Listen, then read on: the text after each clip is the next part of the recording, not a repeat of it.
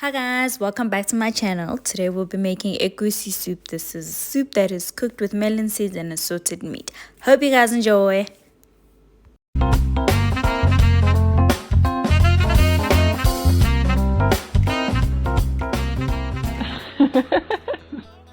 Our first ingredient is the egusi. This has been blended. You can buy it blended or blend it yourself. Then we have some crayfish. This is what it looks like. We have salt to taste. For our seasoning, we have our knor cubes. You're gonna use 2 of them. And I mean, what's a stew without garlic, guys? 1 teaspoon of garlic. We have 1 onion, 1 habanero, 1 tomato, and 1 tatashe, but in this case, I'm using sweet pepper. Our star of the night is going to be the red palm oil. Guys, it has to be palm oil or else as egusi, it's not egusi.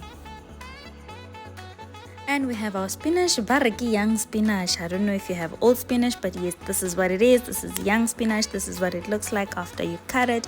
Make sure you cut and wash your spinach. For my protein, I'll be using pangas meat. White tribe, I cook this separately because this takes a very long time to cook, and if it's not cooked nicely, it's very chewy. You're gonna need 1 medium-sized egg. Crack it up in a bowl or in a cup, mix it up nicely with a fork, and then set it aside.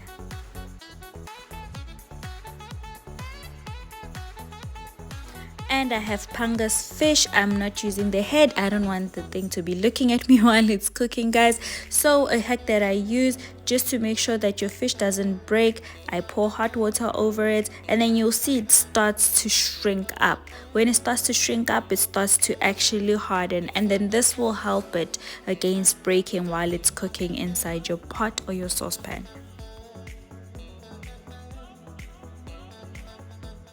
Once you can see that it kind of shrunk up a little bit, you can take it out from that water, put it aside, let it cool down.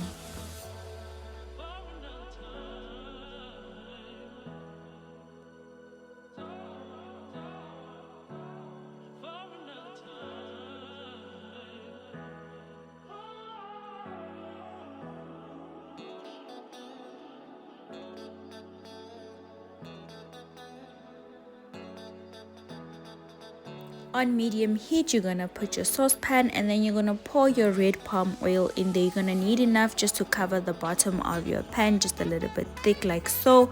Because it's winter, it was a little bit stiff, but it will melt up and it will get really hot. Don't let it get too hot though, and then be careful, guys. When this thing is hot, it could choke, so be careful, have your windows open.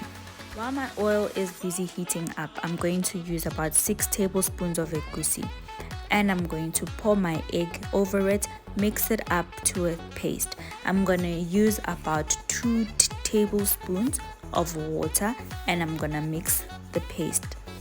Guys, this step a lot of YouTubers do not do. So this is basically what helps me not let this dish embarrass me within the people. Guys, this dish will embarrass you, and if you guys eat Nigerian food, y'all know that this particular dish has some serious consequences. So what I'm doing here is I put my paste in my palm oil, and now I'm frying the egusi. Guys, egusi needs to cook throughout the whole process. You need to make sure that your egusi is cooking the whole 45 minutes of preparing this dish. Then you're gonna add your blended tomato mix, and then you're just gonna keep frying guys, keep frying. The egusi is going to absorb as much liquids as it can. So remember, guys, never ever throw away your stock whenever you boil your beef. Stock is precious. It is gold, guys, it is gold.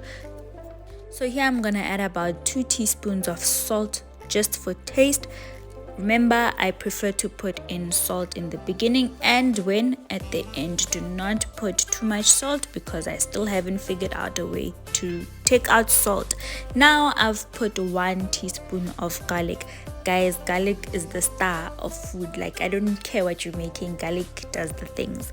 Then I'm gonna season with 2 cubes of knor. You can use any stock seasoning that you have, and I'm gonna put about 2 to 3 teaspoons of crayfish.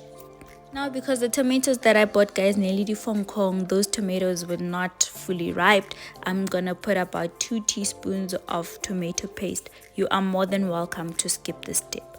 Mix everything nicely. Do you see? Remember when I said that the egusi absorbs the liquid? Now look, my egusi looks almost dry. So that's when I'm now gonna put in the stock. So I use about half a cup each time I pour the stock in. So we pour it up nicely, and you'll notice that the egusi is going to be burning a little bit at the bottom. Don't worry, guys, as it cooks, as you add more liquid in, it's going to mix up nicely, and the egusi stuck to the bottom of your pan will reduce. So you're going to repeat the process of cooking and adding more stock and cooking and adding more stock about 2 to 3 times. Now if you notice, I'm using a spatula for my egusi. If you want it on the plumpy lumpy side, you'll be using a spoon, and when you put in the egusi in the beginning, you won't break it up the way I did. So as for me, guys, I want my egusi to cook, so I do not want it plumpy and clumpy, because I want to make sure that every grain, every particle of that egusi cooks. So now I'm just adding my fish. Guys, at this point in time, you do not want to mix, you do not want to fiddle. All your chance of mixing and fiddling is over. That's if you're using fish though. So now I'm just kind of gonna lay it on the top, and then I'm gonna add more stock or water depending on which one you're using, but I prefer stock.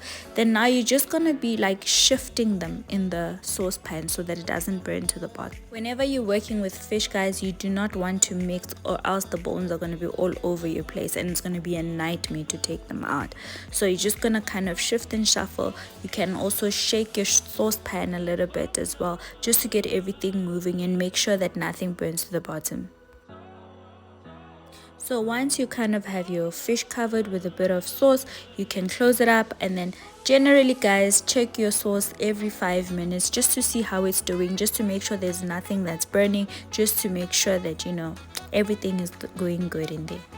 We are almost there, guys. We're almost there. I don't know if you guys can see the oil trying to surface there. So this is the right time for you to put in your protein. It hasn't totally separated from the sauce. So yeah, I'm gonna start with my shaki, just because that takes longer to cook than the beef. So I'm gonna put in my shaki, then I'm gonna mix everything up. Not mix, but just like, you know, trying to cover it up with the sauce and shake it up a little bit. Then I'm gonna cover it with a lid, and then I'm just gonna wait for 5 minutes, and then I'm gonna repeat the same process again with the beef.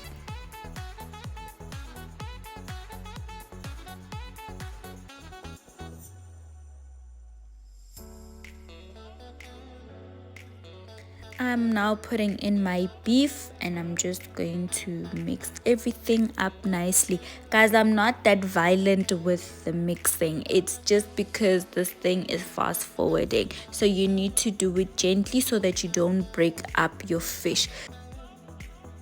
Now I'm tasting my egusi just to tell if it's cooking and coming along nicely. And I was impressed. It was coming along just fine. Now my egusi has been cooking for approximately 30 minutes. I mean the whole process. So now I'm going to add my young spinach, my adolescent spinach. Guys, I don't get why they call this young spinach. But anywho, I'm going to add my spinach. Y'all know how I feel about overcooked spinach. So I'm going to put this right at the end when I'm sure of everything. I'm sure of my salt. I'm sure of everything. I need this thing to cook for as short as it can. I do not like overcooked spinach, guys. So now I'm just gonna put it right at the top. I'm not mixing anything as yet because I want it to steam. Now this is very important that you reduce your heat to the lowest setting. The reason is because now you're not mixing anything and you have something at the top, so you don't want your egusi to burn at the bottom. After about 3 minutes that your spinach has been steaming, you can now gently mix your spinach into your sauce, integrate it nicely, and then you can add another half cup of stock or water. Then you're gonna cover it up, and this is literally the final cooking stage. Guys, kalkopela, please don't cook it for more than 5 minutes, 7 minutes max, 7 minutes max. Then y'all guys are done, guys. You're done. So at this stage, you see, I'm shaking. I'm trying not to tamper with the fish. Guys, if you're not using fish, feel free. You can mix, you can do whatever. But if you guys have fish, guys, please be careful. So now I'm tasting my spinach. I tasted it and I noticed that, hey, 5 minutes was just perfect. It's not chewy, it's not soggy. So now I am highly confident that I am done. So you guys can have this served with swallow being eba, you can have it with amala, you can have it with semolina or fufu. And I hope you guys enjoyed. Please leave a comment, please share with a friend, please subscribe. Bye.